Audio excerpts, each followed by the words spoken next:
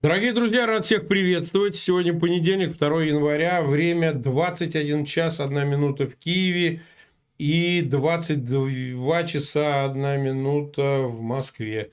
Мы проводим очередной стрим, назвали его «Война штабов». И сегодня беседуем с военным экспертом, нашим товарищем Юрием Евгеньевичем Федоровым. Юрий Евгеньевич, рад приветствовать. Здравствуйте, добрый вечер всем. Да, еще раз всех поздравляем с Новым годом, те, кто нам впервые присоединился, несмотря на то, что мы уже второй эфир сегодня проводим. У нас предыдущий эфир мы проводили с Михаилом Ивановичем Крутихиным. Вот, тем не менее, поздравляем всех, кто к нам присоединился. Желаем вам всего благополучного в этом наступившем 23-м году. Юрий Евгеньевич, вам тоже желаем, но разговор у нас будет такой, я уж не знаю, не новогодний, не особо праздничный, чего уж там говорить, ну, что если жизнь как продолжается, но тем не менее. Смотрите, Евгений Евгеньевич, я, в общем, давно хотел, чтобы мы эту тему обсудили, она того заслужит. Мы ее коснулись в предыдущем эфире, и в ряде эфиров как бы обсуждали вскользь, но сейчас уже об этом можно говорить поспокойнее, потому что, в общем, ситуация в некоторой динамике находится, в какую-то сторону двигается, и эта сторона не самая лучезарная для Кремля и для Министерства обороны, ну, вообще всех вовлеченных непосредственно в войну. Дело в том, что дошло уже до, как очень точно сформулировал этот процесс буквально день с небольшим назад Андрей Андреевич Пьянков, процесс пидоризации генерального штаба. Ну, уж как не наше, все не наше, но они сказали, что генерал Герасимов пидор. Ну, я еще раз повторяю, простите за вульгарность, не наша, но мы канал информационный, мы как все есть рассказываем, потому что, честно говоря, нам адресовать это, ну, конечно, люди интеллигентные, мы умеем ругаться, но мы стараемся как-то, в общем, где-то вести себя более сдержанно, но, тем не менее, вот фронтовички, они из ЧВК «Вагнер» заявили такое, прямо выложили запись, ну, явно, учитывая там некоторую цензуру военную, это явно было одобрено. И потом вот поддержка Пригожин подтвердил, говорит, да-да, говорит, пидор, вот, снарядов не дают, и вот так вот реагируют наши комбатанты на сложную ситуацию, типа ребята погибают и так далее.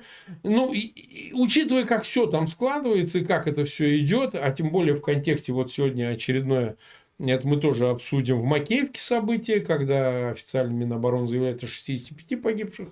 Злые языки, как у нас принято говорить Арестовичем, утверждают гораздо-гораздо больше погибших. Ну, вообще в контексте этого противостояния, скажем так, институционального офицерства, ну, то есть генералитета и вот этих всяких парамилитарных атаманов, выразимся так, да, или там, я не знаю, претарианцев разных там, типа Пригожиных и Кадыровых и им подобных, ну, там уже как-то расширяется палитра, мягко пока. Она, в общем, достигла, ну, известной степени публичности. Апогей не апогей, но, во всяком случае, уже можно судить о серьезной фрагментации вообще военной власти в России. То ли это спровоцировано самим Путиным, то ли им даже и управляется. Вот, а может и нет. Ну, в общем, в любом случае, это хотелось бы обсудить с вами, Юрий Евгеньевич. Вот значит ли это, что это впрямую сказывается на ходе боевых действий на войне? Ну, неуспешно, потому что, собственно, с 21 сентября, когда началась мобилизация, много чего уже минуло. Так поди, что уже 3 месяца скоро, а, в общем, успеха военного очевидного какого-то, или который можно было продать за таковой, ну, в общем, нет. Влияет ли противостояние, война вот этих штабов Вагнера, штабов генерального на этот неуспех? Это, конечно, влияет. Дело в том, что один из важнейших принципов военного искусства, военной стратегии – это единство командования и управления. Если вооруженные силы воюющего государства, ну, вы правильно совершенно использовали вот этот термин, фрагментируются, значит, возникает масса, ну, не масса, а в данном случае, наверное, несколько, может быть, ну, 2 как минимум, центра принятия решений, центра командования непосредственно на поле боя, ну, значит, тогда боеспособность вооруженных сил, конечно, снижается. Одно дело, когда значит, Пригожин гонит своих наемников и заключенных, бывших заключенных, которых он там освободил на определенных условиях, гонит в атаку под, ну, условно говоря, под пулеметы. Другое дело, если он координирует свои действия с военным командованием, командованием регулярных, будем называть их регулярных российских войск, потому что, строго говоря, вот то, что называется группой Вагнера или ЧВК Вагнер, это иррегулярные части, так, Да, ну, и если регулярно, использовать конечно. значит, нормальную академическую терминологию. Естественно, что это все сказывается на успехах негативно, на негативных успехах, да, на неудачах, на провалах. Теперь возникает, естественно, конкуренция за боеприпасы между вагнеровцами и регулярными частями. Извините, Евгений, говорят, что им специально что-то не дают. Специально ограничивают. Типа и так сдохните. Ну, видите, если Пригожин и его там подчиненные обозвали Герасимова вот тем самым, дали ему ту самую характеристику, да, которую вы назвали, но я бы предположил, что Герасимов мог немножко обидеться. И вот, будучи обиженным, не хочу сказать опущенным, обиженным, он, значит, далеко не готов симпатизировать вагнеровцам и, соответственно, снабжать их боеприпасами так, как тем хочется. Но это понятно. Так что с этим тут все ясно. Вопрос только в мере того, насколько широки эти противоречия уже непосредственно на поле боя. Одно дело, значит, когда идет какая-то склока, я не хочу даже сказать противоречия, потому что эти противоречия переросли просто в неприличную совершенно для более или менее, ну, страны, которая считает себя цивилизованной, но это просто неприлично. Это свидетельствует об очень нехороших процессах, идущих в руководстве этой страны. Так вот, об этих самых процессах. Видите, Герасимов, как бы к нему ни относиться, это человек, это член высшего руководства страны, он член Совета Безопасности. У него, вообще говоря, в вооруженных силах огромная власть. Без его визы, ну, никакие действия на поле боя, ну, более или менее серьезные, невозможны. Без визы начальника генерального штаба и первого заместителя министра очень многие приказы министра обороны просто не вступают в силу, Шойгу просто не может их подписывать. Ну или, значит, там должны возникнуть какие-то очень серьезные разборки потом. И вот некто Пригожин, чей статус в России, в бюрократической системе России вообще никакой. А какой у него статус? Никакого, Ну, абсолютно. повар Путина, да, вот единственное, что можно о нем сказать. Его обычно характеризуют, вот если посмотреть его на официальные, ну, какие-то официальную биографию там и так далее, то, что о нем пишут, его обычно характеризуют бизнесмен, владелец или там организатор ЧВК «Вагнер». Вот его характеристика. А кто это такой?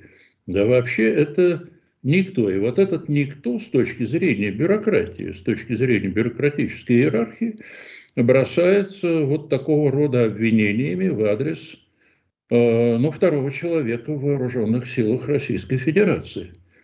И ему за это ничего не прилетело пока. Но пока, будем говорить. Угу. Значит, что можно сказать? Можно сказать только одно, что эта акция, как и многие другие акции Пригожина, санкционирована лицом, находящимся на более высоком уровне иерархии, чем генерал Герасимов. А такое лицо, оно понятно, это Путин.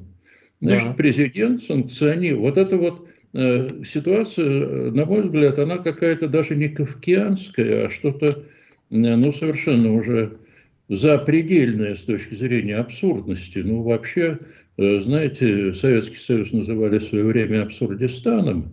Ну вот эта характеристика вполне применима к России сегодня. Это некий абсурд с точки зрения организационной, с точки зрения бюрократической. Если президент, верховный главнокомандующий, недоволен начальником генерального штаба или министром обороны, или каким-то иным высокопоставленным военным, он его может уволить одним росчерком пера.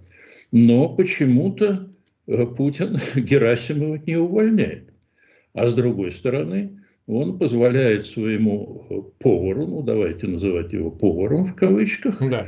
который готовит какие-то такие непонятные блюда, вот пересказывая характеристику Иосифа Сталина, помните, как он его назвал кто-то, я уж не помню, этот повар будет готовить острые блюда. Вот так и Пригожин готовит какие-то, ну, я думаю, даже не острые, а отравленные скорее.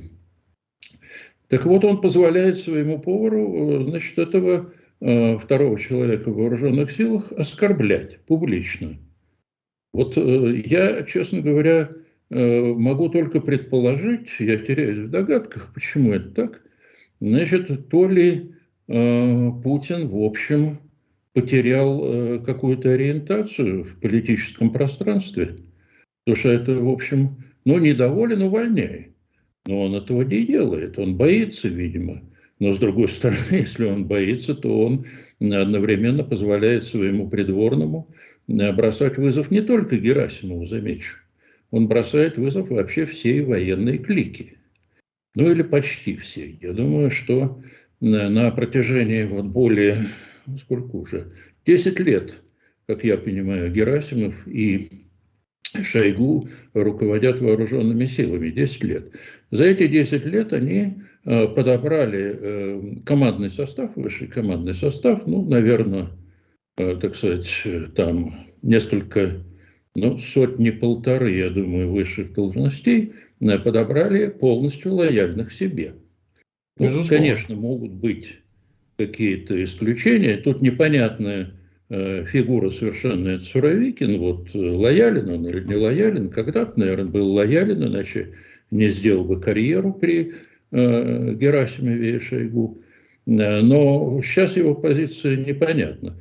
Но, тем не менее, значит, вот эта вся сплоченная генеральская клика, наверное, не бог весть какая талантливая, скорее даже наоборот, довольно убогая в профессиональном отношении. Об этом, например, свидетельствуют последние события в Макеевке. Но бросать вызов этой клике вот так, это, я бы сказал, достаточно большая ошибка со стороны Владимира Путина. Такие вещи не забывают и не прощают, как я думаю. Это первое. О чем это свидетельствует? Это свидетельствует это одно из проявлений, как я понимаю, одно из проявлений распада системы государственного управления в России. Потому что силовой блок этой системы, это, собственно, есть военное командование, это есть правоохранительные органы, это есть службы безопасности, их несколько в стране. Вот все это распадается. Почему? Потому что государство теряет монополию на насилие. Мы же знаем вот из начальных курсов политологии и госправа, мы знаем, что одна из фундаментальных характеристик государства – это монополия на насилие.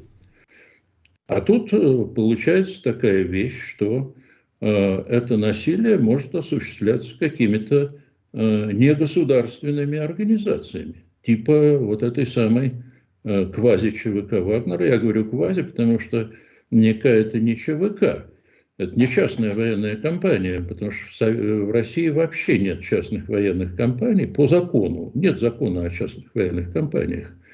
То есть то, что реально с точки зрения права, ну, права российского, то, что называется группой Вагнера, это незаконное вооруженное формирование или, значит, какая-то организованная вооруженная преступная группировка большого масштаба. Тут можно, наверное, разные юридические характеристики использовать для того, чтобы значит, как-то описать это явление. Но это частная, это не государственная структура. А теперь такие структуры появляются еще. Ну, например, говорят о некой ЧВК, ну, опять же, в кавычках ЧВК, «Патриот». Вот этот ЧВК «Патриот» появилась, по-моему, года 2 тому назад, во всяком случае, упоминание о ней, как некой организации при Министерстве обороны. И Ну, то есть, это какой-то противовес Вагнеру, что ли? Вот можно ли так сказать? Ну, я так понимаю, что вначале, ведь вагнеровцы работали всегда под контролем военной разведки, под Да, контролем конечно. А главного они на их управления, базе да? в Краснодарском крае, так сказать, находятся. В Ну да, и Молькино. вот этот там полигон, или как он называется, база в Молькино, Молькино. Молькино. Потом они выполняли разные деликатные поручения Министерства обороны и Главного управления Генштаба, которое раньше называлось ГРУ, теперь просто Главное управление, но можно так сказать, по традиции называть его ГРУ. Значит, вот выполняли поручения этих грушников, тех, которые сами они не хотели светиться, видимо, вот для этого была, в частности для этого, использовалась вот эта группа Вагнера. Но параллельно на каком-то этапе, значит, видимо, Шойгу решил, что он тоже может создавать какие-то, иметь такую вот полезную с его точки зрения организацию. Была создана вот эта ЧВК «Патриот». Сегодня они, конечно, выступают в роли конкурентов. И не только конкурентов, в роли там «Патриот», наверное, как бы противостоит, ну, балансирует вот этих вагнеровцев. Вот это распад, фрагментация силового блока, появление негосударственных структур, которые имеют право на насилие, они имеют право на насилие, но у них есть уже тяжелое вооружение, судя по всему, танки, артиллерийские системы и так далее. Но тут вот я бы хотел отметить одну вещь. Значит, я бы все-таки не стал преувеличивать роль Евгения Пригожина. И вот почему. Значит, его главный ресурс – это, с одной стороны, вооруженная вот эта группа, а с другой стороны, благорасположение президента. Ну, благорасположение президента – это вещь приходящая. Во-первых, она приходит и уходит вместе с президентом. Ну, если президент уйдет, значит, и благорасположения не будет. А во-вторых, ресурс, силовой ресурс, он сосредоточен где? В так называемой зоне специальной военной операции, а конкретно под Бахмутом. Попробуйте, пусть хотел бы я посмотреть, как будут реагировать силовые ведомства России, если Пригожин вдруг решит, что ему нужно, скажем, перебросить вот своих вот этих наемников в Москву. Вот позволят ему это сделать или нет? Я думаю, что не позволят. А зачем им такая банда в Москве? Значит, пока пусть они там, ну, утилизируют сами себя. Расходуются, да, конечно, утилизируются, Вот. расходуются. То есть там они то есть там они в силовой борьбе за власть, которая, как я понимаю, и очень многие наблюдатели так считают, разгорится после ухода Путина, каким бы этот уход ни был, значит, вот пока пригожинцы в этой борьбе за власть в Москве, они вроде бы как не появляются. И нет предпосылок для того, чтобы они появились. Ну, а тогда судьба самого господина Пригожина, как я думаю, будет достаточно печальной. Потому что если даже Герасимов уже не будет начальником генерального штаба, но его коллеги, друзья, значит, люди ему лояльные, они, конечно, пошлют там роту спецназа для того, чтобы, значит, с этим господином разобрались. Я повторяю, такого рода оскорбления, они не прощаются. И не прощаются не просто потому, что это оскорбление, а потому что подчиненные Герасимова, они вот с интересом наверняка смотрят, а как вот шеф будет реагировать на такое вот оскорбление. А если он не отреагирует, то по всем законам, так сказать, российского преступного мира, ведь такое обвинение, если оно брошено, оно должно смываться кровью. А если он не отреагирует, ну, значит, он не в авторитете. Не в авторитете. Ну, вот так. Вы Такая знаете, Юрий Евгеньевич, там реакция уже была. А член комитета по обороне Государственной Думы, некто генерал Соболев, не знаю, кто такой, ну, сидит там отставной алкоголик какой-то и так далее, он сказал о том, что как это вот так, это вот это, мы все понимаем, что вот это новообразование, это ЧВК «Вагнер», оно не является законным. Так, первый тезис. И второй, вот как они позволили себе вот взять, оскорблять.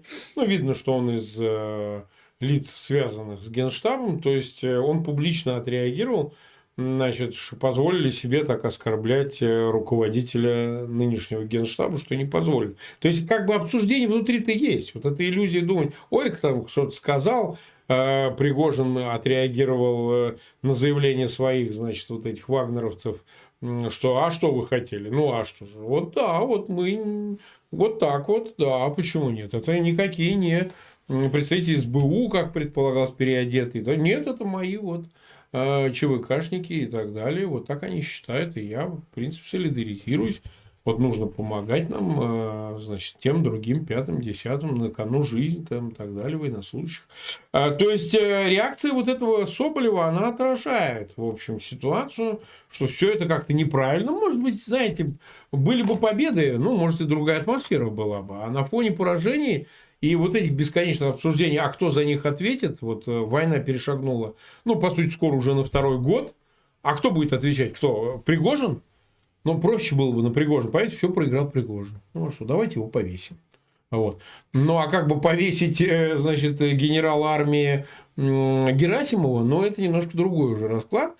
И действительно, ведь вот в контексте происходящего для Путина вроде как важно. Он, с одной стороны, и уравновешивает, балансирует, как вы правильно сказали, с наличием ЧВК, в котором, извините, уже 40 тысяч, ничего себе, да, так сказать, уголовников и так далее. А с другой стороны, это и месть какая-то. Вы вот мне за 2-3 дня операцию не осуществили, не захватили Украину. Ну, вот у меня теперь будут вот такие, которые вас будут публично пидоризовать, как сказал Андрей Андреевич Пиантковский. Понимаете? Вопрос же ведь вот тогда следующий. А вот в этих условиях, вот я помню, как меня тут критиковали сильно, особенно украинская аудитория, когда я говорил о том, что, ну, вообще говоря, местами имеет саботаж генералитета, не армии как таковой там, а генералитета по части Харьковской операции, потому что она была стремительна, она была молниеносна. Да, это, конечно, заслуга и планов, и войск ВСУ, это очевидно, но они выиграли, да, это все. В течение начала сентября, весь сентябрь захватили огромный кусок, сколько там, 11 тысяч, что ли, квадратных километров территории. Но ведь и явно, что генералитет вот как-то с неохоточкой вот в это во все ввязывается. Вот какой-то у них вот кисляк есть. Вот, я не знаю, видите вы его или нет, но как-то все у них как-то... Ну, может, сам Суровикин, я уж не знаю, не могу судить, он деревяшка абсолютная. А так-то, в общем, генералитет не в восторге от всего от этого. Потому что, ну, как, все идет дальше, перспектива неясная. Что дальше, что как. А если действительно возьмут Мелитополь, ВСУ, понимаете? Этому-то Пригожин терять нечего. А что с него? Он 9 лет сидел. Представляете, набор какой. И он еще думает, что себя поставить в уровень с генералом армии, который на пузе от училища до академии, от академии до генштаба пропахал. Да? А тут какой-то Пригожин. Представляете, что они бы с ним бы и в каких позах бы сделали бы, приведись случай. Поэтому в этой ситуации нас вот интересует, а вот дальше, так сказать, не сведется ли все к тому, что воевать-то останется по существу одни Пригожины, понимаете, в своих ЧВК. А вообще генералитет еще сильнее уйдет в некий негласный саботаж. Ну, изображает, что делает, а на самом деле не делает. И к чему это может привести? Вот. А вот смотрите, какая, на мой взгляд, развивается ситуация. Почему генералитет, на мой взгляд, он, конечно, не позволяет себе выступать более или менее открыто, а что они Не, ну там понятно. говорят за рюмкой или за стаканом чего-нибудь такого, ну, виски, наверное, говорят, военные очень любят виски. Ну и Голова потом водочка, меньше водочка болит тоже. А, ну на да, да. утро. Так вот, война в Украине показала, что российская армия разваливается, деградирует и попросту уничтожает сама себя. Ну, с помощью вооруженных сил Украины, естественно. Но посмотрите, какое количество современного оружия уничтожено или захвачено вооруженными силами Украины в качестве трофеев, отремонтировано и теперь используется против российских войск. А я вам скажу, сколько, значит, говорят, ну вот были такие данные, которые опубликовал Forbes где-то, наверное, Так. недели две тому назад. Значит, захвачено было у российских войск порядка 400 танков. И еще столько же, 400 танков, ну, примерно там какие-то там плюсы, минусы были около этих цифр поставлены, были переданы ВСУ союзниками, западными союзниками. В основном это танки Т-72 различных модификаций, которые находились в войсках бывших стран бывшей организации Варшавского договора. Вот их, значит, там некоторые в хорошем состоянии, некоторые там были подремонтированы, в общем, передали.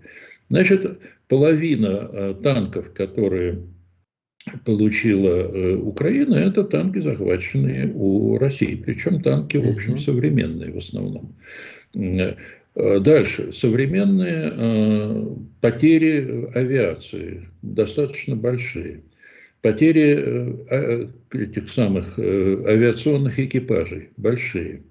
А авиационные экипажи, которые способны вести боевую работу, значит, ну, использоваться в качестве истребителей, бомбардиров, фронтовых бомбардировщиков, истребителей и так далее, это штучные, так сказать, экземпляры. Их выращивать нужно очень долго, а их достаточно быстро и, ну, достаточно серьезном количестве уничтожают.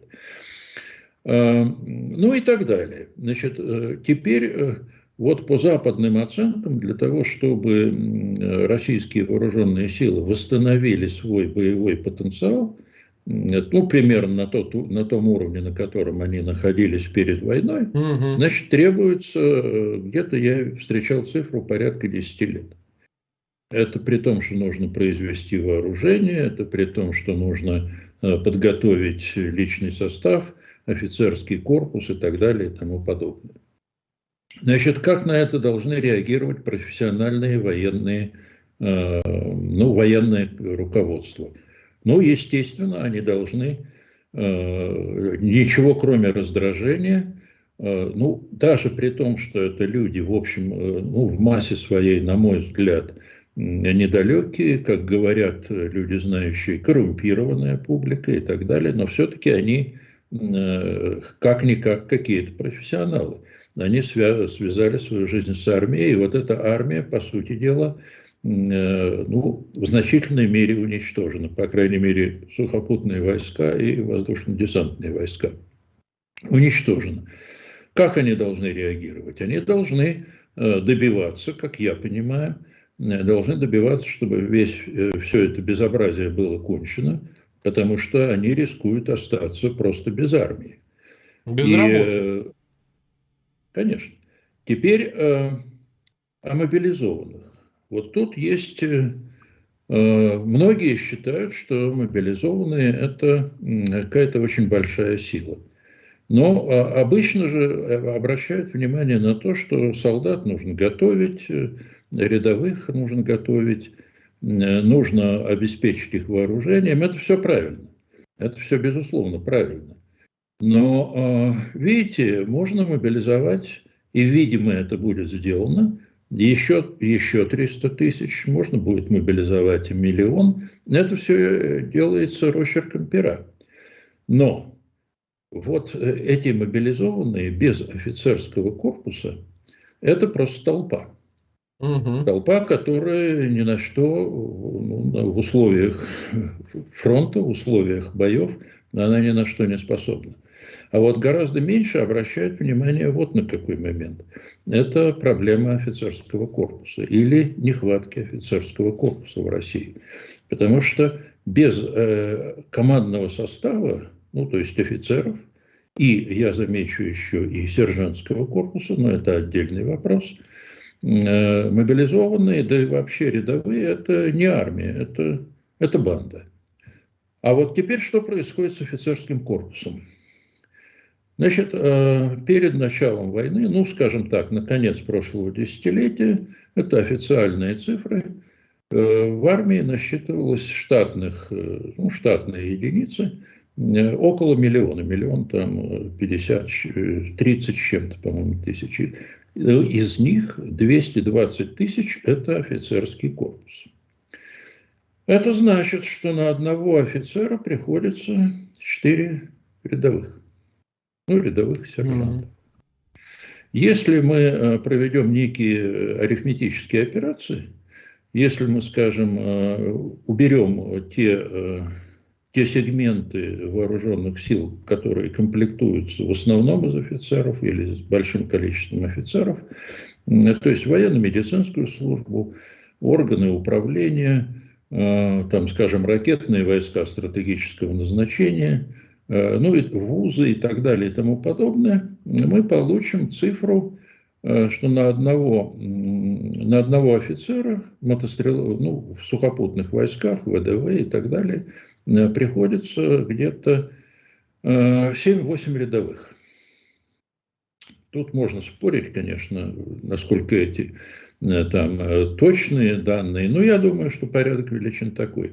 А теперь, сколько офицеров погибло в войне в Украине? Ответ простой.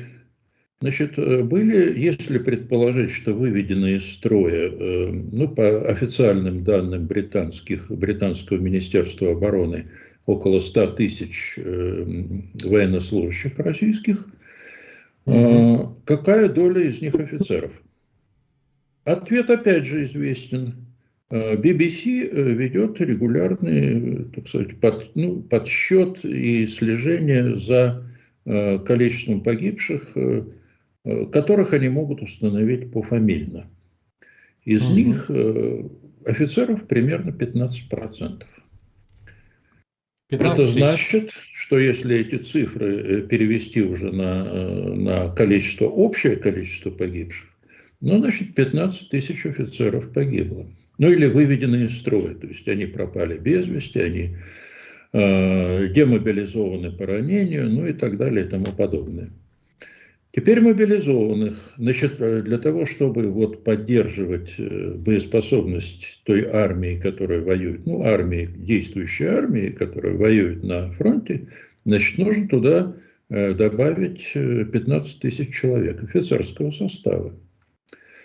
Теперь 200 тысяч, как говорил генерал Залужный в своем интервью «Экономисту», это резервные части, которые готовятся. Для того, чтобы они были боеспособны, нужно сколько офицеров? Еще 20 тысяч. Ну, будем считать. Может, чуть больше. Значит, нужно 35 тысяч человек офицеров. Причем офицеры эти готовятся не несколько месяцев, как рядовые, а они готовятся несколько лет. А вот теперь сколько в этом году было выпущено офицеров, молодых лейтенантов из военных училищ? А знаете сколько? 14 тысяч.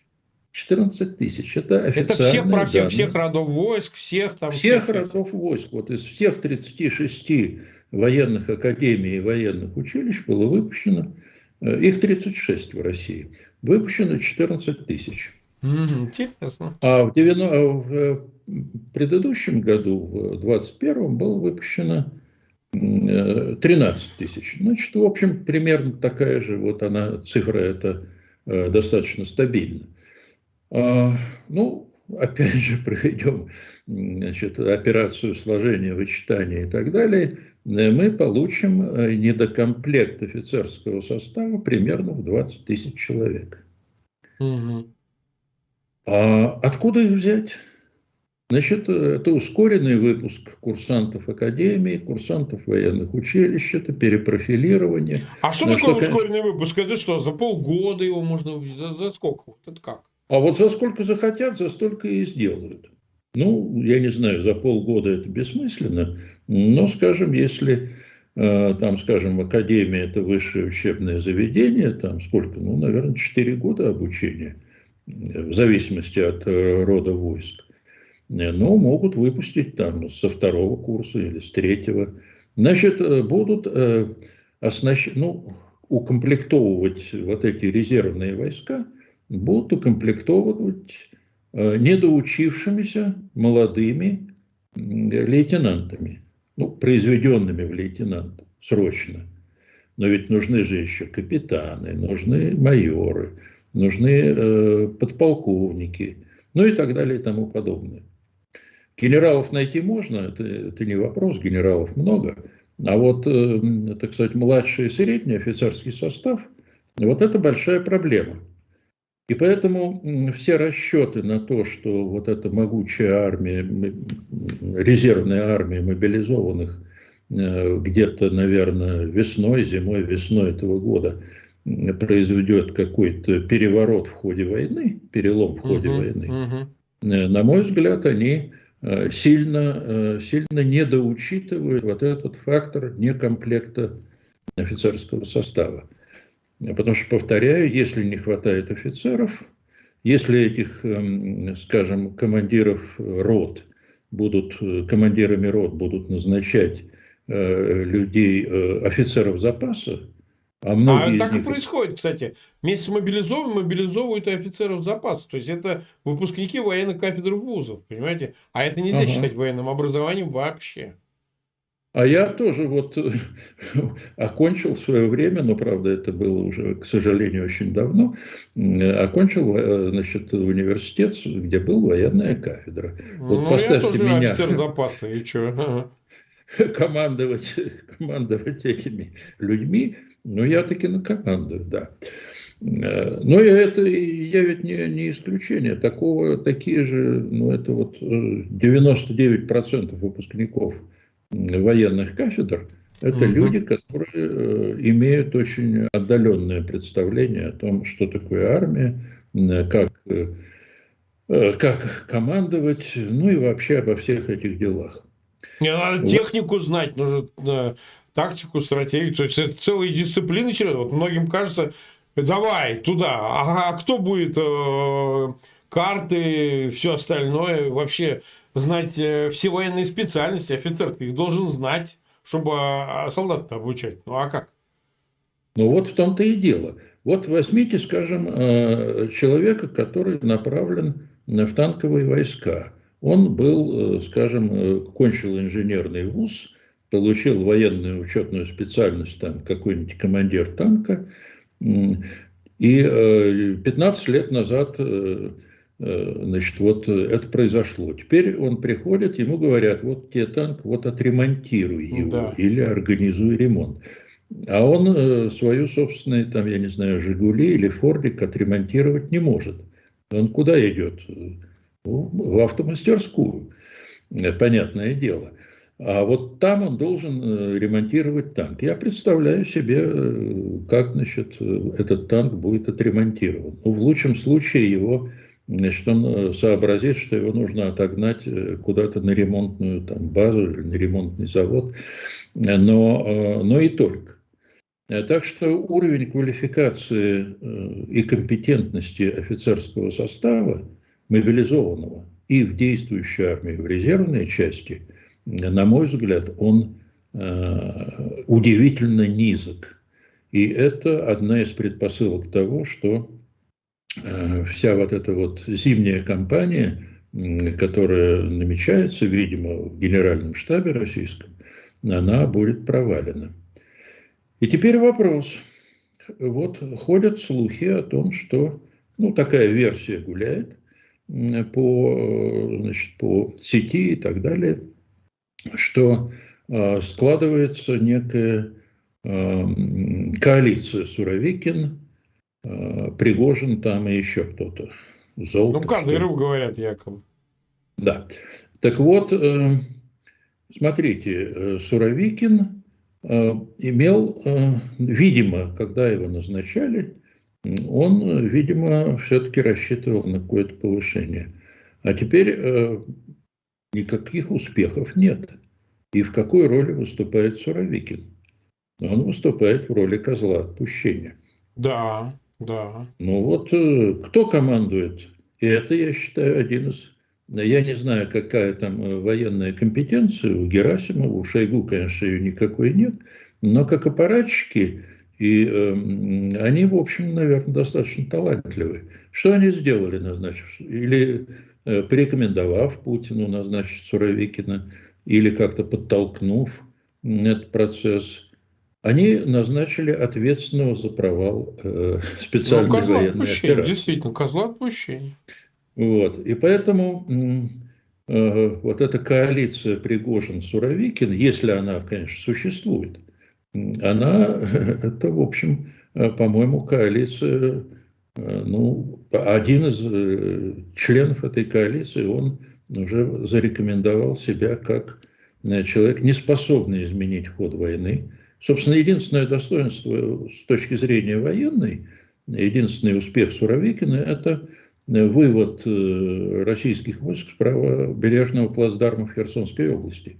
Ну, вроде бы они Смотрите, были ему дали уверены. одолжение, он вышиб это на назначение, что я не могу это удерживать, и это было бы хуже, если бы ему бы не дали эту возможность отвести войска, да? Там же ведь движение это было, мы же помним, как там дошли-то уже до Дучана, а с другой стороны, тут уже Да, подступили к этому пресловутой Чернобаевке. То есть это не то, что вот прям они так успешно защищали правый берег, и вот решили уйти. Как же они уйти, если вдоль Днепра, так сказать, двигались войска ВСУ медленно, но они двигались. Так что он-то получил, и ему будут говорить: мы тебе дали карт-бланш, дружок, мы тебе дали возможность покинуть этот невыгодный плацдарм, правый берег. И что? И чего? И где? Ну что, ты Бахмут взял? Не взял Бахмут? Ну так иди вон, как они говорят, в окопе с автоматом. Сам иди покажи. Как они Лапину предлагают. Лапин счастливый человек. Сейчас бухает, виски смешивает с водкой отчасти. А зачем ему все это надо? Вот как это все выглядит. да, вот такая вот любопытная конфигурация происходит. Так что очень, очень интересно наблюдать за этим. Ну и общее впечатление такое вот от всего того, что происходит в последние недели в Москве. Если никаких инсайдов у меня нет, естественно, да, откуда они могут быть, но все это очень напоминает, знаете, как банка со скорпионами, которую поставили на огонь. Вот она накаляется, и эти скорпионы начинают все больше и больше, все быстрее и быстрее там метаться из стороны в сторону, друг друга кусать. В общем, такая вот аналогия возникает. И еще одна аналогия, знаете, возникает какая? Вот вспоминается почему-то замечательный этот, ну, лучший советский детектив шпионский «17 мгновений весны». Вот как там эти интриги, значит, Мюллер против Шелленберга, там и так далее, этот, как его, Борман тоже, вот, Мюллер, зав. Хуюллер, как у нас его Канцелярии. звали, да. Вот они все тоже мечутся, ищут какие-то контакты с западными союзниками, готовы друг друга предать, фюрера готовы предать, вот лишь бы спастись. Вот что-то похожее почему-то, вот почему-то захотелось перечитать эту книжку. Ну да, ну да. Смотрите, Юрий Евгеньевич, мы уже 40, почти 5 минут в эфире. 83 тысячи нас смотрят, и 20 тысяч поставили лайк. Спасибо всем, кто сегодня, в понедельник, 22 января с нами. И, в общем, несмотря на праздники, которые известны значит, чему посвящаются. Ну, сейчас в Украине не до того, а в разных других местах люди все-таки празднуют. Но, тем не менее, спасибо, что вы с нами. Пожалуйста, ссылки на этот эфир размещайте в своих аккаунтах в социальных сетях, группах. И обязательно подписывайтесь на канал Фейгин Лайф. Это очень важно, особенно теперь, в начале этого года. У нас много предстоит каких эфиров. И, в общем, ваша активность – это большая для нас помощь. Вот смотрите, о чем я хотел еще сказать. Ну, мы отдали всю дань, какую могли. Сам я родом из Самары, родился я в Куйбышеве. Оказывается, вот сейчас я читаю новость. Губернатор Самарской области Дмитрий Азаров сообщил, что при ракетном ударе ВСУ по месту дислокации российских военных, ну, то есть, читаем, мобилизованных, в районе Макеевки погибли выходцы из Самарской области. Я сейчас расскажу, почему это для меня тоже имеет значение. Под ударом вражеских сил оказались в том числе и наши, говорит, земляки. Вот этот Азаров. Азаров, он уже под санкциями всеми возможными за свою активность. Он типа связанный с газом, с газовиками. Там такое есть объединение Волгпромгаз. Он оттуда выходит, их человек. Его когда поставили. Ну, в общем, где газ, а где армия, и где Макеевка. Но, тем не менее. Есть раненые, увы, есть погибшие, говорит он. В данный момент сведения уточняется, приводит слова губернатора издания «Сова». Ну, в общем, смысл здесь следующий. Я тут разговаривал с разными, конечно, земляки-то мне пишут. Вот, может, у меня и в чате сейчас есть выходцы. А тут же я в районе, как уже говорил, железнодорожный вокзал жил. Рядом с Запанским. Если кто здесь есть, подайте знак. Вы знаете, как бы те, кто уходили, они были глубоко убеждены, что они едут на неделю. Вот мне рассказывали люди, говорят, они едут, ну, на неделю, ну, 2 там, ну, 3. И то это там как-то вот все, это же не то, что прям вот вас прям в окопы или куда-то. Я говорю, а что это, настолько люди не знают, что происходит? Да, говорит, они вот как-то, да. У меня там один военком знакомый был, он говорит, да, они как бы считают, что дело сделано, дело в шляпе, сейчас вот приедут, там уже все сделано, а они только вот как бы заходить в города, там, ну, там, подмести, что, как и так далее. Вот. Но, соответственно, мы уже видим, что происходит. Сейчас трупы поедут. Значит, Минобороны официально называют 65 человек, но какой дурак поверит Минобороны РФ? Если у них по сей день официальная цифра погибших, это 5930 человек, который назвал сам министр Шойгу 21 сентября в своем интервью, параллельно, когда Путин выступал с объявлением о мобилизации. Да? Значит, ну, я так подозреваю, ну, пару сотен погибло точно, я не знаю, больше, меньше, ну, как бы уменьшить в 3 раза для них это вообще как бы ерунда. Вопрос следующий. Вот смотрите, на фоне всего этого, да, и вот планируемых новых, ну, а теперь тоже понятно, раз гибнут в таких количествах, то что бы и не объявить новую волну мобилизации, сказать, ну, что, погибли же 200, 300, там, 400, 500, там, 10 тысяч человек. Давайте-ка вы, ребята, собирайте манатки и снова, значит, из Самары, из ваших Сызраней. Это, кстати, Самарская область. Давайте собирайтесь, езжайте снова в Макеевку. Опять в то же ПТУ, понимаете? Вопрос, а вообще говоря, насколько само население психологически готово принять новую мобилизацию, новую вот эту острастку с повестками в метро. И тогда брат мой родной рассказывает, вот раздает. Но ему, слава богу, уже там 56, но говорит, прям вот в Москве он ездил, раздают. Он в Подмосковье же повестки прям налево-направо. То есть и там, и тут. Ну, вот в пиковый период сентября, с 21 сентября. Насколько население-то готово, вообще говоря, вот в такие Макеевки ехать? Вот, может быть, это как-то проняло бы? Потому что в Самаре вот информацию не утаишь. Вот насколько я свой город помню. Так, чтобы если вот действительно сотни погибло, но это вот там пара кладбищ там есть, кто рубежные там и так далее. Я не представляю, или как их хоронить в виде пыльцы, что ли, собираются, я не знаю. По вашему мнению, вот насколько обыватель-то, которому предстоит подыхать, насколько он готов это все... Вот мы все о генералитете, о Пригожных, а сам-то обыватель каков?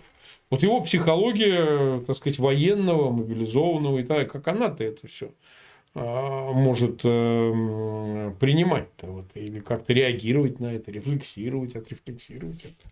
Как вам это кажется? Мне кажется, что пока нет никаких оснований считать, что население готово сопротивляться мобилизации, готово, ну, каким-то образом протестовать, выходить, я уж не говорю выходить на улицу, но хотя бы ну, сопротивляться внутренне.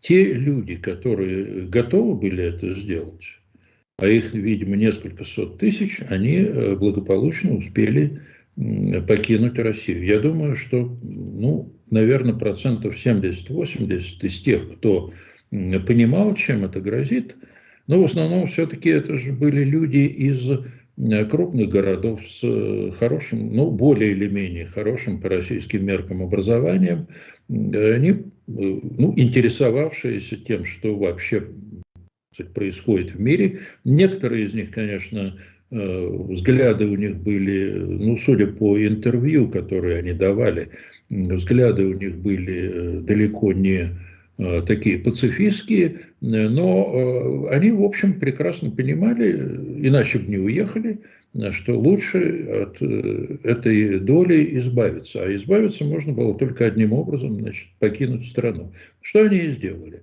Но таких, если предположить, что вот верные подсчеты тех, кто эту мобилизацию планирует, значит, это несколько миллионов человек подлежит мобилизации вот в первых рядах, так сказать, ну, в соответствующих возрастных, там, профессиональных когортах.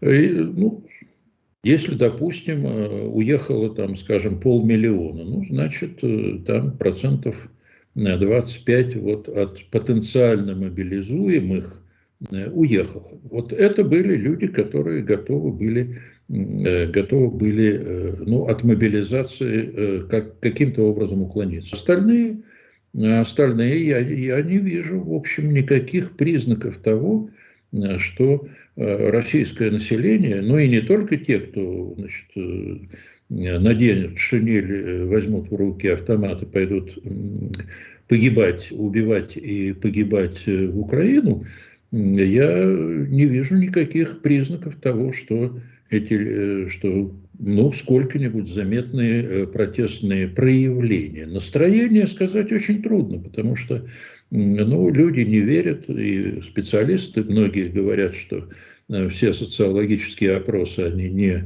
репрезентативны, но бог с ним, это старая история, которую можно очень долго обсуждать, но физических проявлений протестов, кроме нескольких историй с поджогами военкоматов, после, ну вот я смотрел статистику, которую время от времени публикуют некоторые агрегаторы в сети. Значит, ну да, после 21 сентября количество поджогов военкоматов возросло в несколько раз. Но сколько?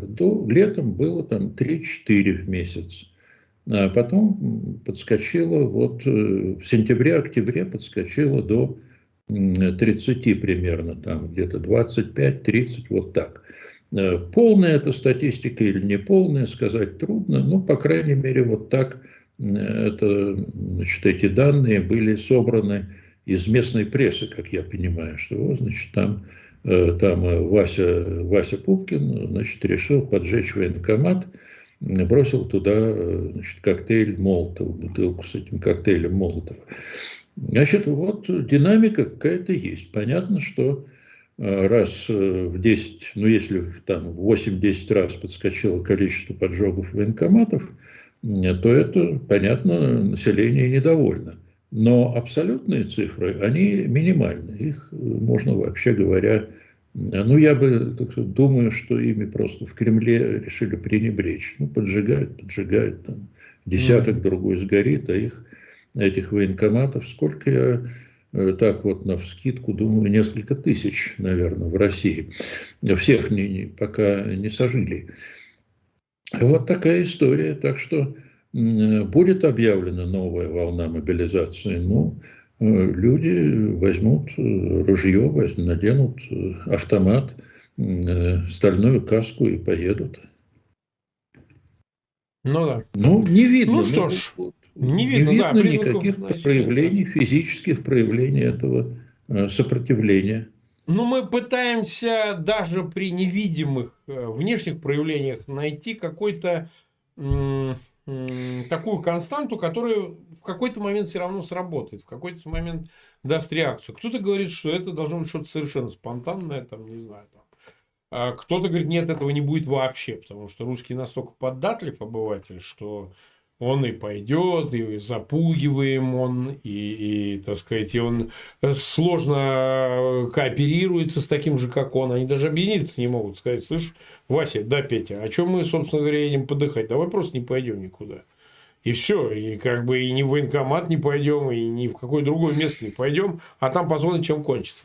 Ну, то есть, а есть те, кто, в общем, считают, что это все накапливание идет. Да? То есть, они срезали вот тех, кого могли сразу срезать безболезненно, а дальше идут уже, которые как бы не так, чтобы готовы охотно двигаться в сторону окопов. Да? А дальше еще хуже. Те, которые совсем не готовы туда двигаться, потому что зачем это им надо?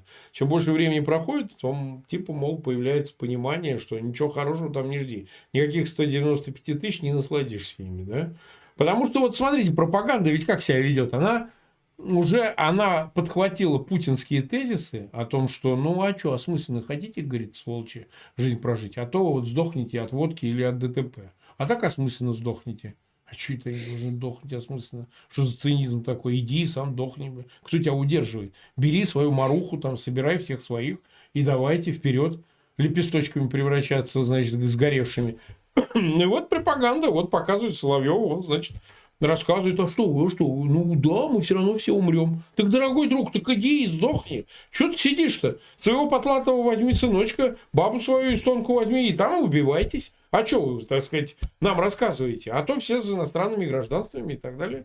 Значит, но население это никак не задевает. То есть, им не приходит даже в голову сказать: я никуда не пойду, пока Путин не отправится там в район Бахмута. Вот пусть в штыковую идет. А что это я-то должен?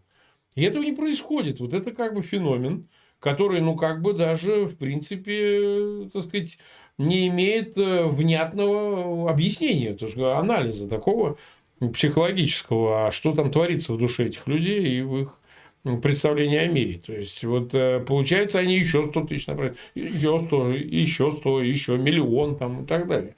Ни конца, ни края. Эта молотилка, эта мясорубка не остановится, будет хрящи с костями, значит, перемалывать. Вот о чем речь. Ну вот, а какие есть исторические прецеденты? Скажем, Первая мировая война, Да. когда армия начала разваливаться.